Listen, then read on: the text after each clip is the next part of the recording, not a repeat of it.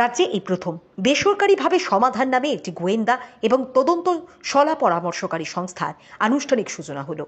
সাধারণ মানুষ থেকে শুরু করে কোনো সরকারি ও বেসরকারি সংস্থা কোনো বিষয়ে তদন্ত বা অনুসন্ধান করতে চাইলে, কোনো আইনি সহযোগিতা চাইলে সহযোগিতা করবে সমাধান নামে এই সংস্থা। এই সংস্থা পরিচালনা করছেন রাজ্যের প্রাক্তন জাদরেল পুলিশ অফিসার সুব্রত চক্রবর্তী সহ 7 জনের একটি অভিজ্ঞ টিম এবং ল ফার্ম। শুধু তাই নয়, এই সংস্থা বিভিন্ন সরকারি বেসরকারি প্রতিষ্ঠানে নিরাপত্তা প্রদানেরও কাজ করবে। যেসব নাগরিক তাদের পারিবারিক সমস্যা সমাধানের জন্য পুলিশকে না জড়িয়ে সমস্যার সমাধান করতে চান, তাদের জন্য এই সংস্থা গুরুত্ব দিয়ে কাজ করবে এবং সমস্যার সমাধান করবে। দেখুন, আমরা একটা নতুন কনসেপ্ট ত্রিপুরাতে নিয়ে আসতে চলেছি, যেটা হচ্ছে অলরেডি ইন্ডিয়ার বিভিন্ন বড় বড় শহরে এটা আছে। তো আগরতলাও স্মার্ট সিটি হচ্ছে, তো আগরতলা শহরও বড় হচ্ছে। তো আমরা সমাধান নামে একটা ইনভেস্টিগেটিভ কনসালটেন্সি আজকে আমরা এটা ওপেন করতে চলেছি। এখানে মূলত আমরা ব্যক্তিগত, পারিবারিক, সামাজিক যদি কোনো এনকোয়ারি দরকার লাগে তখন আমরা এটা পুরোপুরি প্রফেশনাল অ্যাপ্রোচে আমরা এটা করব। আর এছাড়া economic survey, social survey, political survey যদি কেউ করাতে চায়, কোনো কনসার্ন যদি করাতে চান, তাহলে সেটাও আমরা করব। আমরা প্রাথমিকভাবে আমাদের 8টা ডিস্ট্রিক্টে আমরা আমাদের লোকজন ওখানে আছে।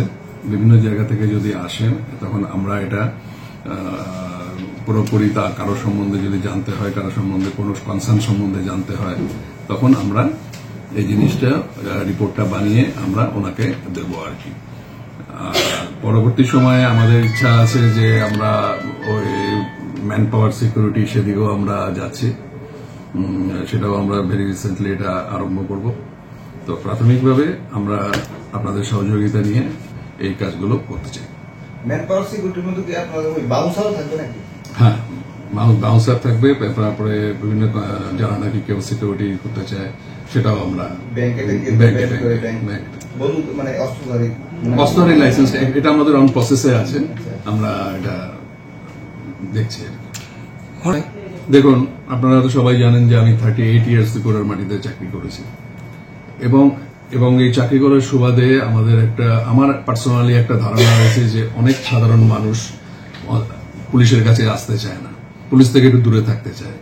হয়তো সে কোনো খোঁজ খবর নিতে চায়, কোনো ইয়ে করতে চায়, কিন্তু সে পুলিশের কাছে আসতে চায় না। তো সেই জিনিসটা যদি সে আমার কাছে আসে, আমার কাছে হয়তো সে অনেক তাড়াতাড়ি পৌঁছতে পারবে। তো সেই জন্যে আমি এই জিনিসটা দেখে আমি ইন্সপায়ার্ড হয়েছি যে এই এজেন্সিটা, এই কনসালটেন্সিটা খুলবার জন্য। আমাদের এটার সঙ্গে ল ফার্ম আছে, আপনি যেটা বলেছেন যে ল ফার্ম আছে। অনেক সময় আমাদের কাছে হয়তো এসে হয়তো শেষ পর্যন্ত দেখা গেল যে সে যে অসুবিধাটা নিয়ে এসছে এটা আইনগত একটা প্রক্রিয়া। তখন উনি যদি চান তাহলে আমাদের যে ল ফার্মের যে সাধারণ যে লয়ার আছেন ওনারাও তখন এটা হ্যান্ডেল করবেন আদালতে। সাধারণ মানুষ যদি আসে আপনাদের কাছ থেকে, এটার জন্য তার বিনিময় কি দিতে হচ্ছে? আমরা ধরুন প্রাথমিকভাবে একটা কনসালটেন্সি ফি নেব, এরপরে আমরা কনসালটেন্সি ফির পরে এটা আমরা কাজ করার পরে তারপরে যদি তার কাজের পরিধিটা বুঝে তার পরবর্তী ইয়েটা ঠিক করা হবে।